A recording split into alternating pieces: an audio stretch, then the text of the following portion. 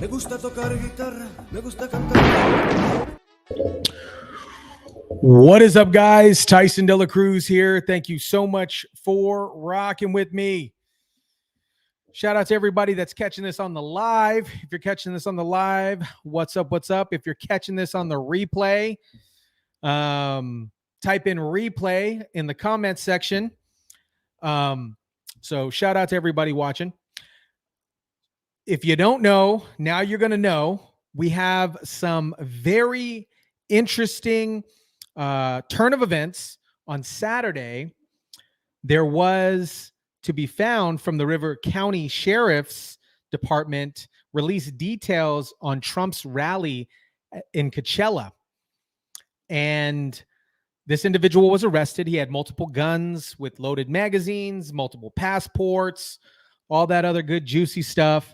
They detained him.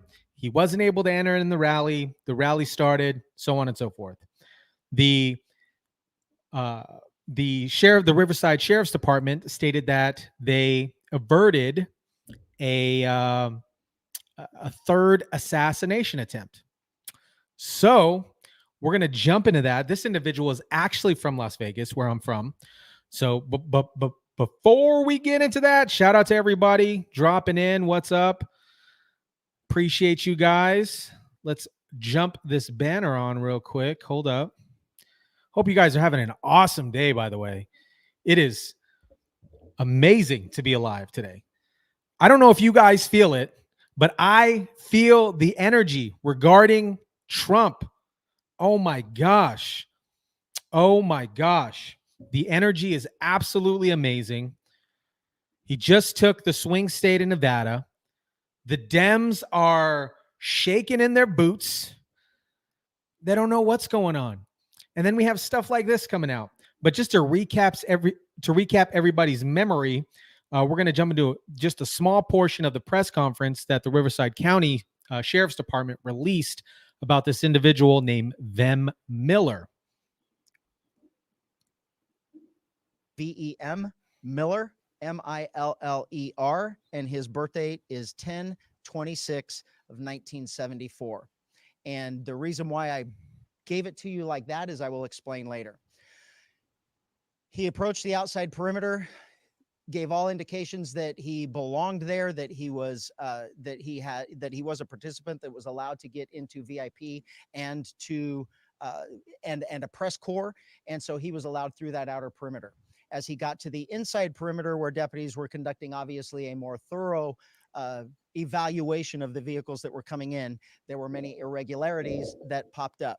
The deputy noticed that the interior of the vehicle was in quite disarray. The vehicle had an obviously fake license plate, and that prompted further investigation from our deputy into why the person was there and what he was doing. During that investigation, the deputy eventually found multiple passports with multiple names, multiple driver's license with different names. The vehicle was unregistered, and the license plate was what we in law enforcement would recognize as one that is homemade and indicative of a group of individuals that claim to be sovereign citizens. You got to be pretty savvy to make a homemade license plate, by the way. This is the second time I heard this press conference, and you got to be pretty savvy to type up make a license plate. But sovereign citizens, obviously, if you're not familiar with the term, they disconnect from any type of government entity and their sovereign name or straw man name, and disconnect from the birth certificate and all that other stuff. But what's up, everybody? Dropping in. Super awesome. Yes, Michelle, he did have some 2 passports. And I'm going to actually share on the screen here. I have a copy of the ticket that they gave them. So the ticket, it was a ticket. And presumably he was booked and presumably released on $5,000 bail. Glad nobody was hurt, but them went on and posted this. I'm going to share a small portion of this because there's an exclusive interview that I personally have not watched yet. So I wanted to share that with you guys. Let's jump into this. That God put me in that situation in order to be able to expose really what's going on. And so every time I've gone to a Nevada rally and notified the police, it's been a non-issue. They've thanked me for the courtesy of notifying them. They've said, obviously, you can't take your firearms. I wouldn't even think of doing such a stupid thing. And they've been fine. They've been fine. And the critical mistake I made is, I guess, forgetting the location that I was in California. So I drive up with my special entry pass. And by the way, they're saying I had a counterfeit pass. That's a bunch of nonsense. I could prove that I had a special entry pass directed to me, sent directly to me by officials within the Republican Party of Nevada. I was in. Now, this individual has been to a series. This individual, Vem, has been to a series of Trump rallies. He's been photoed with Vivek, RFK, O'Keefe, all these other individuals. Michelle says this, right? Now, there was conflicting stories, and that's why I was a little apprehensive this morning to post the video, because there was some conflicting stories. And I'm glad that this is out significantly later, and I delayed to release some of this stuff. But somebody asked who bailed him out. I think he bailed himself out. It was like a $5,000 bail. But yep.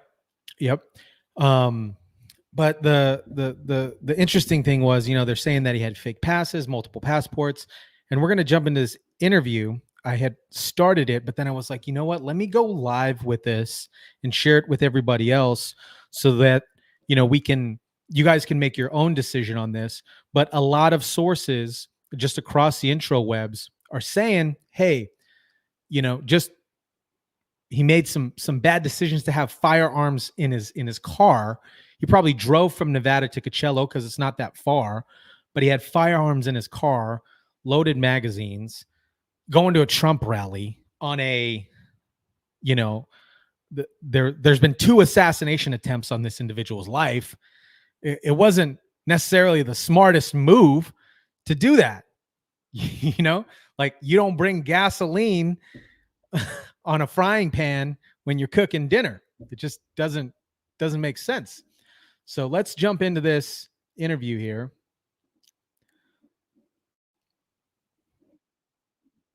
Apologize for the delay, but Vem, thank you so much for coming on. Obviously, it's a very busy day for you. You just hopped off the Alex Jones show and you're here. How's your day going? It's going good, man. It's going good. I'm telling the story over and over again, but I got to thank everybody out there for their support in terms. Let me know if it's buffering, if the volume's good. Michelle says it's buffering. He told them on purpose to make a scene to prove a point that he knows the law. Yes, and that's one of the things with the sovereign citizens, right? Generally, at least some of the experiences and associates that I know that are sovereign citizens, they don't pay taxes, they don't register, but it's also interesting that this individual's registered to vote. So, how sovereign are you? In terms of our definitely new media, I told a story about how I was supposed to be on Fox tonight, and they were saying that they wanted an exclusive. So, I said no to all the people, and I said that were asking me from the new media to come on today. And I honestly regret that, because after basically telling everybody, no, let's start on Tuesday because, Fox wants an exclusive, then I find out that the Fox network, their legal team, is scared to have me on, which is very ironic, by the way, because this sheriff that's been talking nonsense and lies about me has been on Fox around the clock. And if their legal department's so scared, this guy's saying verifiable untruths, verifiable lies that could get Fox sued, whereas my evidence is true and accurate, but they won't have me on Fox. So that's a very curious situation right there. here I wanna start with this. I want to start with an apology because when we were driving home from church and my phone goes off, third assassin, and as I'm driving, I pull over and make a quick video. I'm like, someone's out, third assassin was stopped. I get home, it garnered a couple thousand views within like 20 minutes, and I read your name, and I'm like, wait.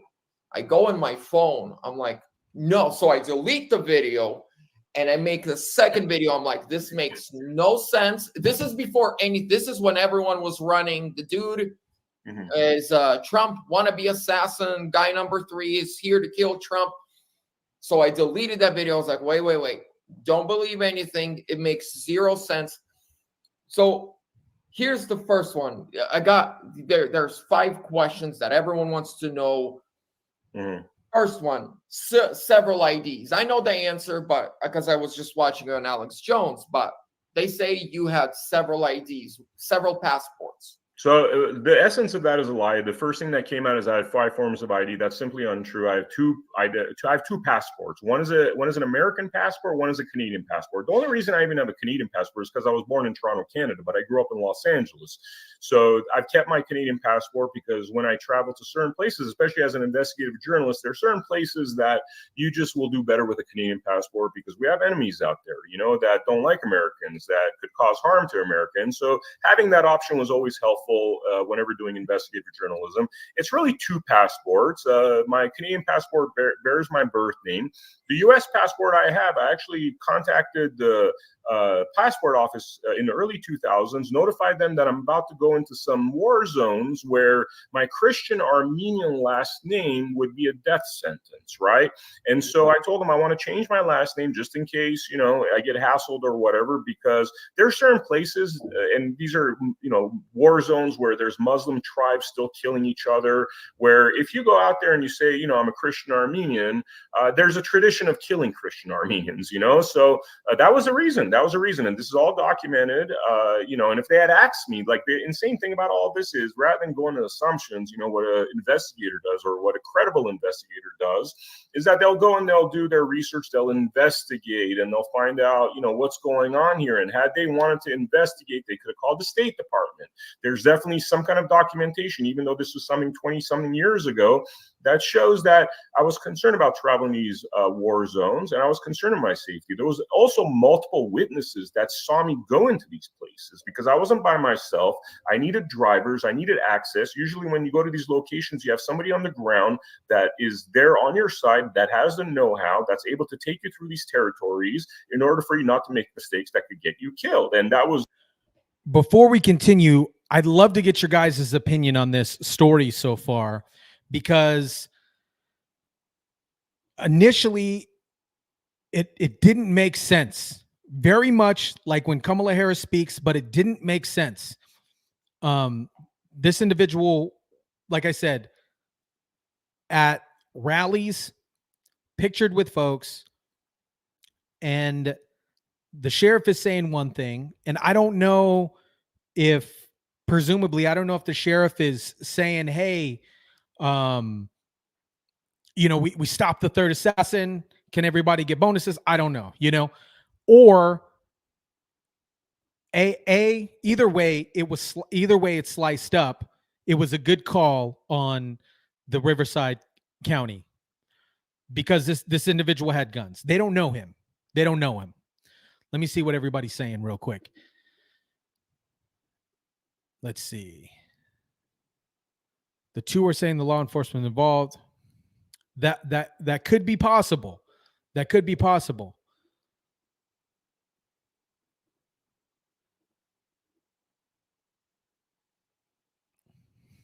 I'll check that out for sure. Bright says he's a patriot and got framed. What's interesting too is the Riverside sheriff, Chad Bianco, he openly came out and was a Trump supporter. Also, they're in California, so it's hit or miss.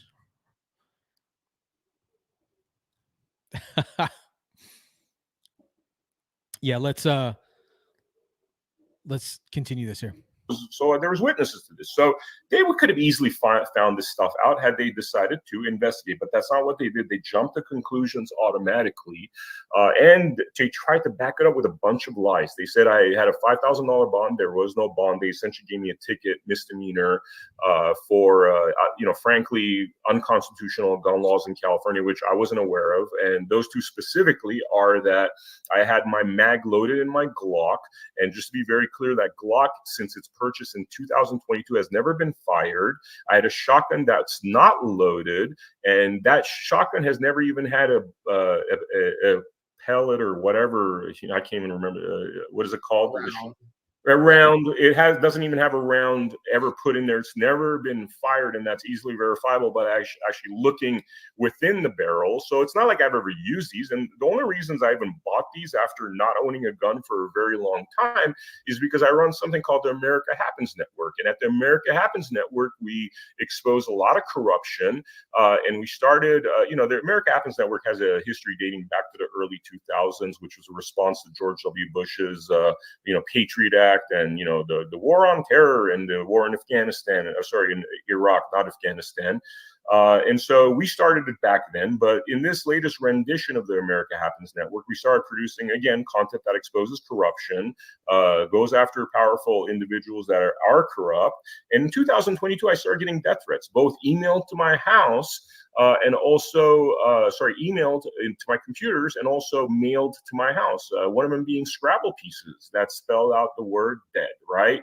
And so knowing other individuals that have gone through this arc, I guess you could say, of going through after corrupt people and having their life threatened and then learning to carry firearms, I did the exact same thing. I bought firearms simply for my protection. And whenever I travel, I have these firearms in the back of my trunk, and pretty much they're lawful firearms.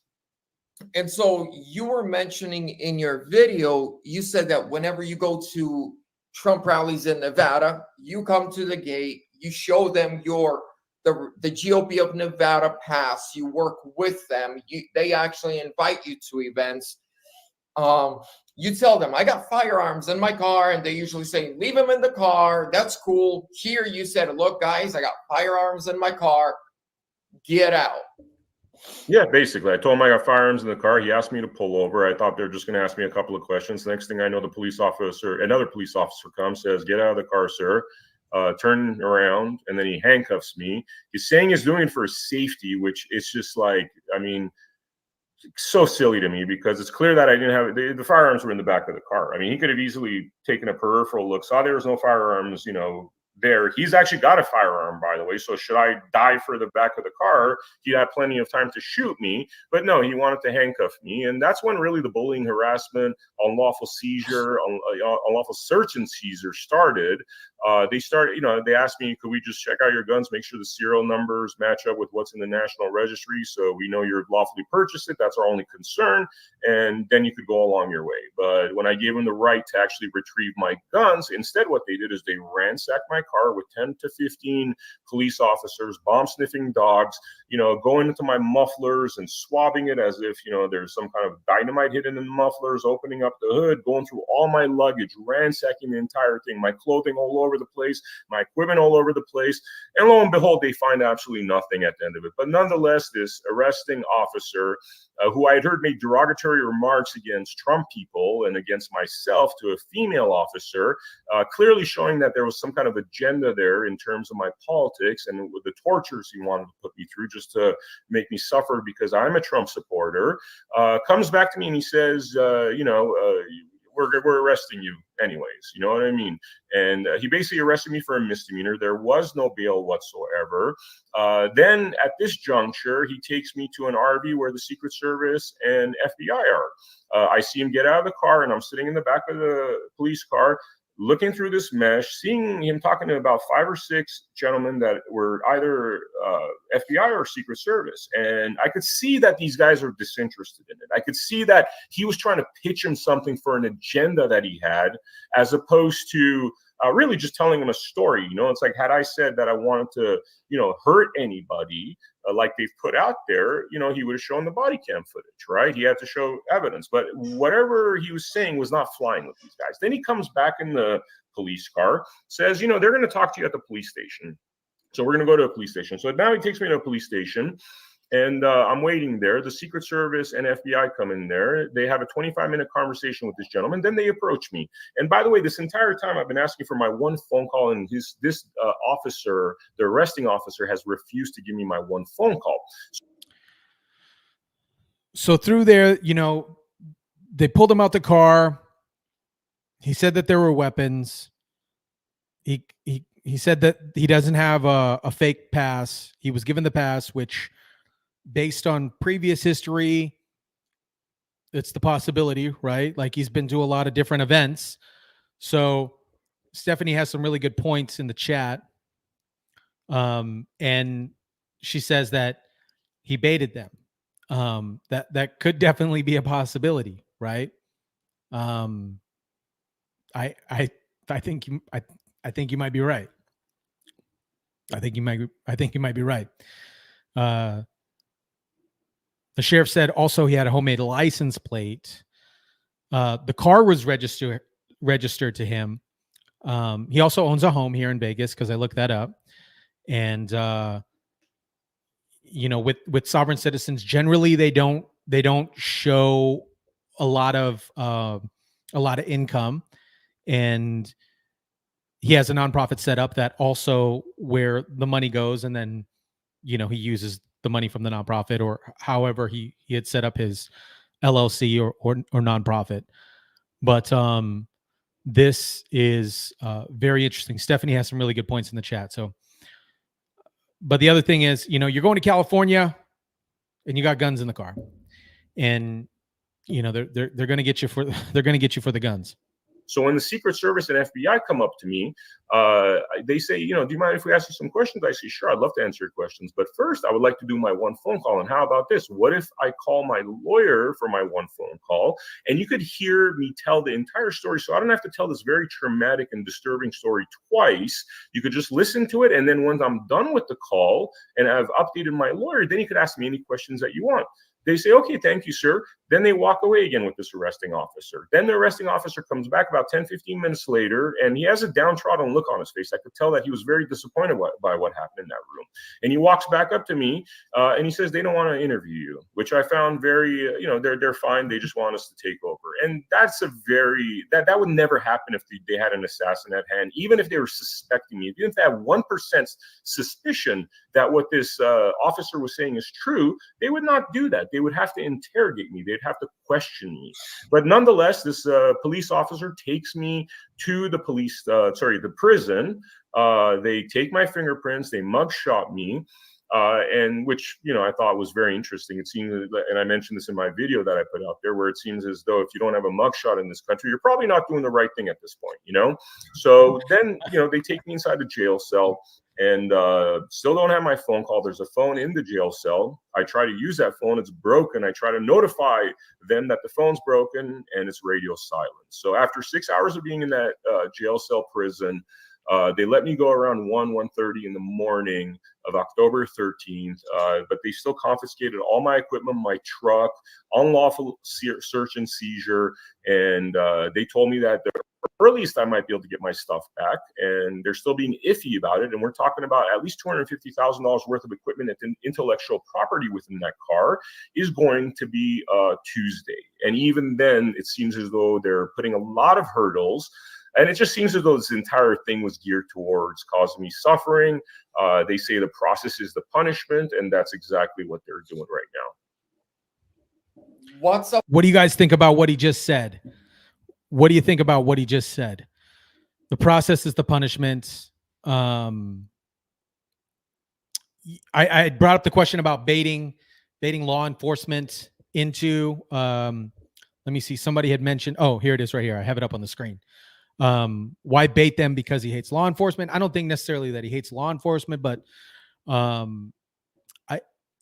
can't answer that question in regards of, to get footage for his channel. I don't know. Sovereign citizens, at least in my experience, do things very discreetly. They don't necessarily want to push. This is the first time that I've seen a sovereign citizen like have a channel and openly publicize about this stuff. They generally keep that stuff very close knit, because again, you're not paying taxes, you're not doing all these other things. So up with the license plate. The You license got a plate is, bunch of license plates. you know how you know the license plate is nonsense is because I have a ticket, and actually if I could I could step away and bring it. That's not even a cited thing on the ticket they gave me. So the point I'm trying to make is that if there was an issue with a fake license plate, right, and if there was a law that said fake license plates are illegal, or if they suspected this was a fake license plate, wouldn't that be something that's cited on the actual ticket? And for anybody that's curious, I've actually made a video that's on americahappens.com. It's the second video in their features section where I actually hold up the ticket so you guys can see what's on there. And what's on there is these 2 unconstitutional citations that, and it's simply because I wasn't aware that I had a mag loaded in the Glock, whereas in California you have to have the mag and the gun separated, which I did not know. The second thing I didn't know about was the fact that I had a mag that had 2 lines of bullets as opposed to 1 line. Truly, I'm like a kindergarten kid when it comes to guns. I've never even fired these guns. I've never fired a gun. The only reason these guns were purchased is because when we started doing exposés at the America Happens Network, I started getting death threats. And so I felt it was important to have a gun to protect myself just in case, right? So, that's the background of that story. Congratulations. Stephanie brings up a point here. He saw money. But I'd love for you to elaborate a little bit more about that on the chat. I know you've been pinging in the chat, so I don't think you're wrong. This is a very interesting turn of events for this thing. Congratulations. I believe you're going to be a rich man when this is done. There we go.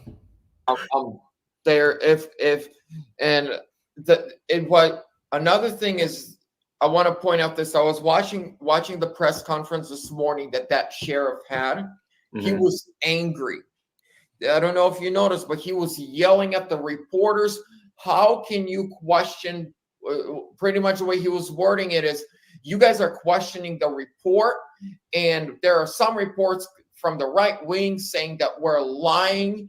No, this guy, believe us, he was here to kill Trump. And my next question is, if that's true, $5,000 bond, but now you're saying they can't even prove that there was a bond.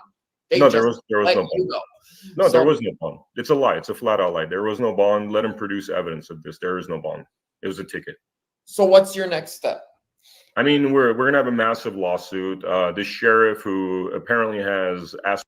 Stephanie, you're on the money with this. Oh my gosh. Oh my gosh, you're on the money. That house that he bought in Vegas is going to be free and clear. He will definitely be a sovereign citizen after that. Aspirations for being governor, I believe, tried to use me as a tool to seem like some kind of hero.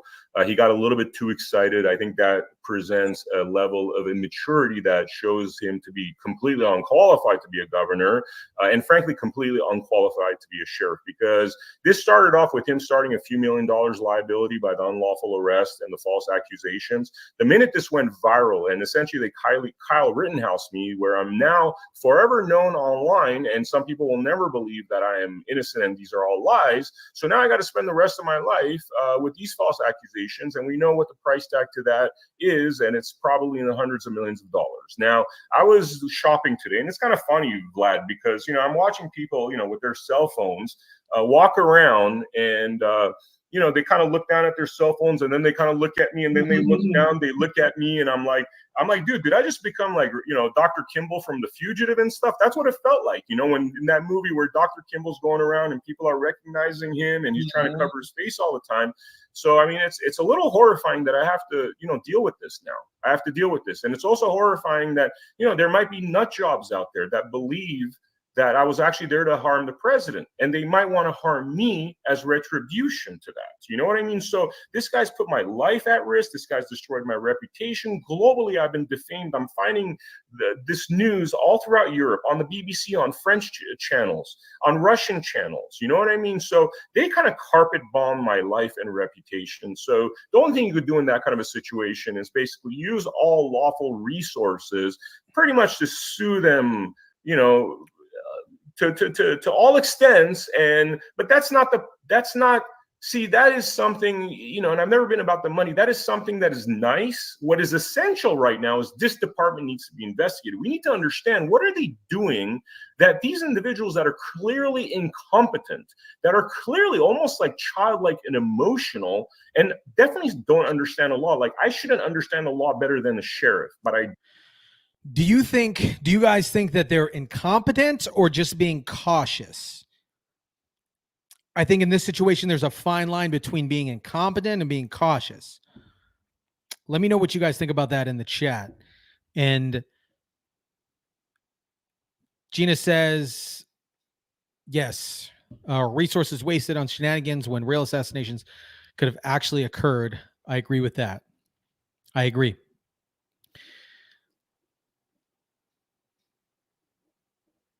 Kindergarten level for guns. Yep.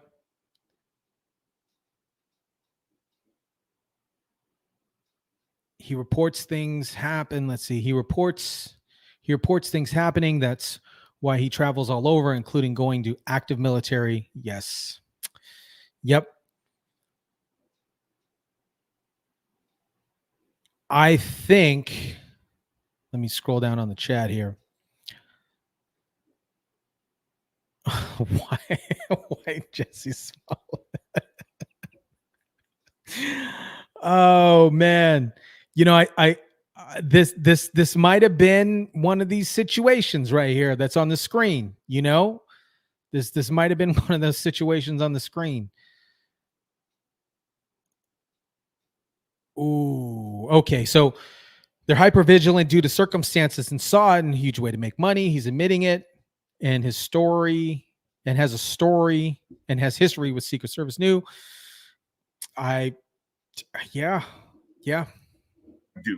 I do. And that's the sad part. So what are they doing when they're hiring these individuals?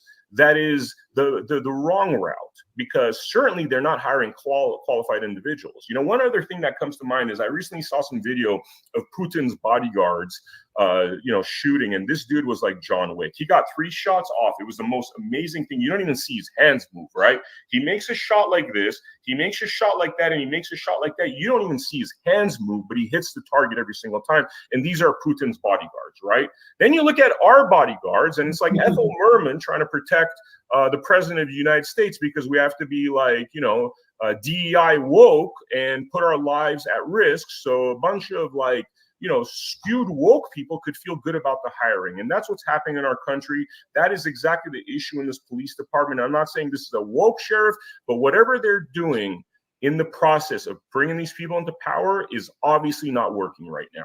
You know, it seems to me, based on everybody, and I think everybody in the chat's the same way, but it seems to me like, this was a grab.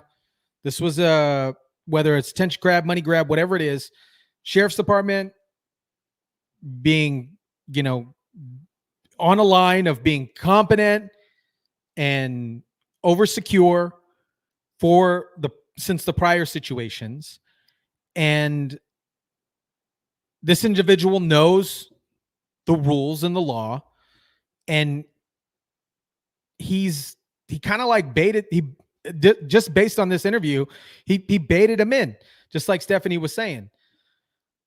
He baited him in, and now he can go after him. He can go after him. She says, "Oh no, pain and suffering. He knew as soon as he drove in what would happen when he told them he had guns because it's the law, and he knew the place." Yep. That's just the vibe that I'm getting from this video, from this interview. That's the vibe that I'm getting also. Let me know if you guys agree with that. because this is the vibe that I'm getting in this interview also. And is it an opportunity to say, hey, the police department in Riverside County is incompetent? That could also be a thing too. You know, we know law enforcement, Secret Service, other single or 3-word or 3-letter 3-letter things are semi-incompetent. You know, we saw that with the Thomas Crook incident. They didn't have a drone the first time at Butler. This is you know, like it seems like a bait. Seems like a bait. Either way, he was open and transparent with the police. He's either a woke sheriff or a joke sheriff. That's for sure. Yeah. Here's another one. So they lied about the license plate. They lied about the IDs. They lied about the bond. They said that you verbally told them, I'm here to kill the president. No. And you know what? That's the sort of thing that if you're going to spread ridiculous rumors like that, by the way, add another $100 million to the lawsuit for that ridiculous statement. Defamation lawsuit, right? But you know, if I said that, there was police officers everywhere, body cams everywhere, produce a body cam that shows that I threatened to do that. Everything they've said has no evidence behind it. So this is like, I mean, it's so unhinged that, I mean, that whole department needs to be investigated top to bottom because they're putting people's lives, reputations at risk. And by the way, while they're messing around me, I had 15 officers looking at my car and I'm like, dude, this would be the perfect time for a real assassin to come through because all their attention is on me. You know, so think about that. Think about the immaturity that then leads to serious liability. That made, if they really are, you know, woke Southern California Trump hating sheriffs, and they're like, maybe if there's a possibility a real one's in there, let's kind of cause a scene over here, you know. But again, speculations. But have any attorneys been contacting you yet? Yeah, they're probably like, let us take your case, we got you. I mean, they know whoever gets on this lawsuit, you know, is going to, you know, especially if they go on a contingency basis, they're going to make ungodly amounts of money. It's like definitely one, you know, I don't know how this happened, Vlad, man. It's like yesterday I was, you know, a few days ago, I was just minding my business, trying to create media and stuff. I don't know how I became this person. Now, you know, we're having these major lawsuits. I think these lawsuits are going to lead to the correct kind of things happening, like investigations into corrupt officials. It's going to set a new paradigm. All good things, by the way, all good things. And that's what I see. You know, I mean, it hasn't been an easy thing to experience. I'm certainly seeing the silver lining. I'm certainly seeing, you know, I'm a devout Christian. I follow in the footsteps of Christ, and I'm certainly seeing the work of God. This could have happened to somebody else. I think somebody else might have backed down and disappeared and, you know, flown off to Mexico and just try to kind of like get away from this nonsense. My experiences, my education, my personality, I just happen to be the type of person that goes, you know, head first into danger, you know, from a very young age. You know, I look at like somebody like a James O'Keefe with him Line in the Sand, by the way, brilliant documentary with him putting his life in.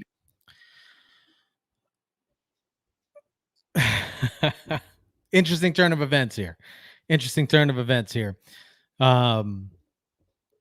Let's see. Why would you put the only person that you put in at risk is yourself? He followed the law by telling them about the pew-pews. He knew what would happen. He said he knew it before, and the sheriff backtracks so hard. Yep.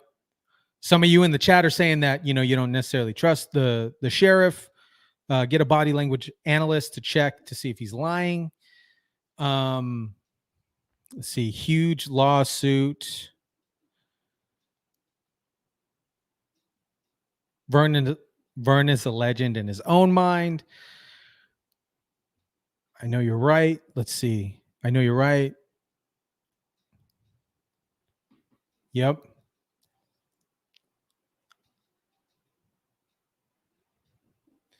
This dude basically becomes the most hated dude in the United States overnight.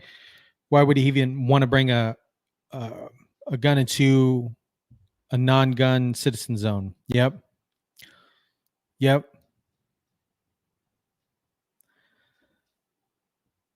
Yeah, this is an interesting turn of events here. The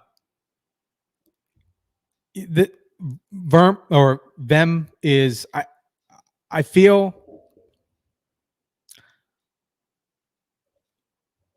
that it might be an opportunity to expose potential security breaches in the police force of Riverside County.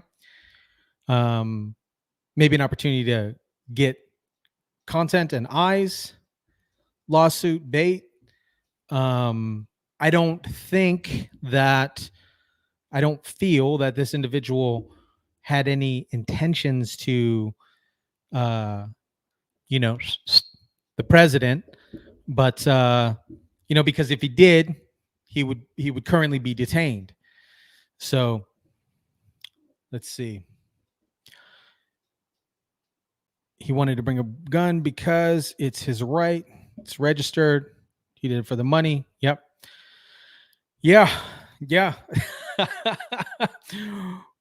Risky for my biscuit said this is a South Park episode. Yeah, I think so too. I think so too. You know what would be a great South Park episode? The entire Kamala Harris Walz campaign. It is a entire series on South Park. Riverside is pretty conservative. Yeah. But isn't the sheriff didn't he openly come out and pledge support for Donald Trump?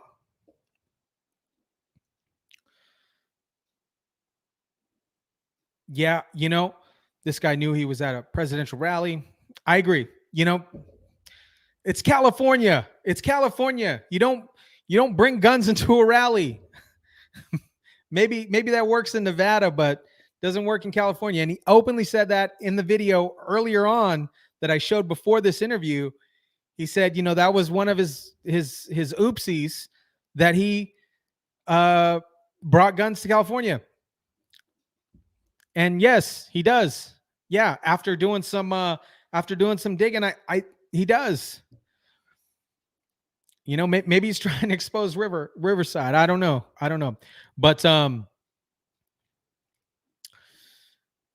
yeah, this has been a definite turn of events, and this individual, either way that he slices it, some potential defamation lawsuits coming down the pike for the police department. Maybe he can't work anymore, whatever the situation is. But I think it's dumb to bring guns to the rally. I think it's dumb. But yeah, Gina's right. We don't care about exposing Riverside. We care about winning the election. Absolutely right.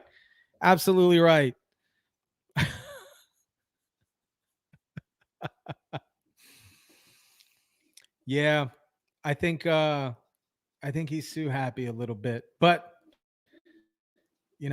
I don't know this person personally, but let me I'm going to reshare the beginning of this video of what he said at the beginning of his like testimonial or whatever it is you want to call it. And probably the reason that God put me in that situation in order to be able to expose really what's going on. That right there. Right? That right there. I'm going to replay that. And probably the reason that God put me in that situation in order to be able to expose really what's going on. And so every time I've gone to a Nevada rally and notified the police, it's been a non-issue. They've thanked me for the courtesy of notifying them. They've said, obviously, you can't take your firearms. I wouldn't even think of doing such a stupid thing. And they've been fine.